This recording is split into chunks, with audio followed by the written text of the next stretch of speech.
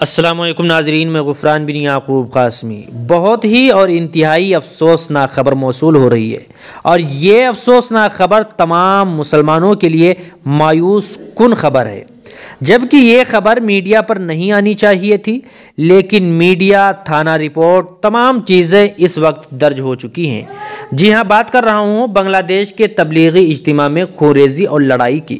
آپ کو معلوم ہے کہ کل 18 دسمبر 2024 کو بنگلہ دیش کے ٹونگی عالمی اجتماع میں تبلیغی جماعت کے دونوں گروپوں کے درمیان خونریزی ہوئی ہے، لڑائی ہوئی ہے، دنگا فساد ہوا ہے اور حملہ کیا گیا ہے۔ جی ہاں، اس طرح کی یہ خبر جو نکل کر آ رہی ہے، یہ تبلیغی جماعت سے آ رہی ہے، بنگلہ دیش میں جو تبلیغی اجتماع ہوا ہے وہاں سے آ رہی ہے۔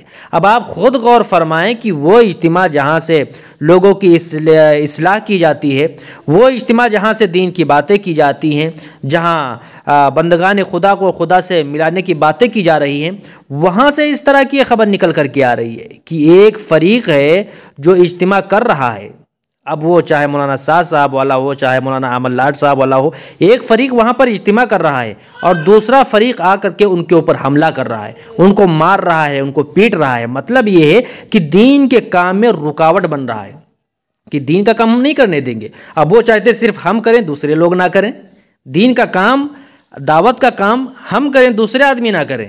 یہ اس طرح کی ذہنیت ہماری بن چکی ہے، یہ آج کے مسلمانوں کی ذہنیت اس طرح کی بن چکی ہے۔ تو خبر آ رہی ہے کہ میڈیا رپورٹس کے مطابق اب تک 4 لوگوں کے مارے جانے اور سینکڑوں لوگوں کے زخمی ہونے کی خبر ہے۔ بنگلہ دیشی میڈیا رپورٹس کے مطابق ٹونگی میدان میں شورا والے پہلے سے اعلان کے مطابق اجتماع کر رہے تھے۔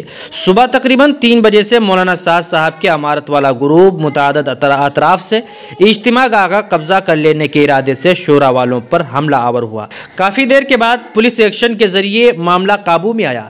وہ معاملات جن کو بزرگان دین کے ذریعے، علماء کرام کے ذریعے حل کیے جاتے تھے، آج وہ معاملات پولیس حل کر رہی ہے۔ اب اس پر غور کرنے کا مقام، یہ غور کرنے کا مقام ہے۔ یہ صورتحال ہم سب کے لیے بہت تشویشناک اور افسوسناک بھی ہے۔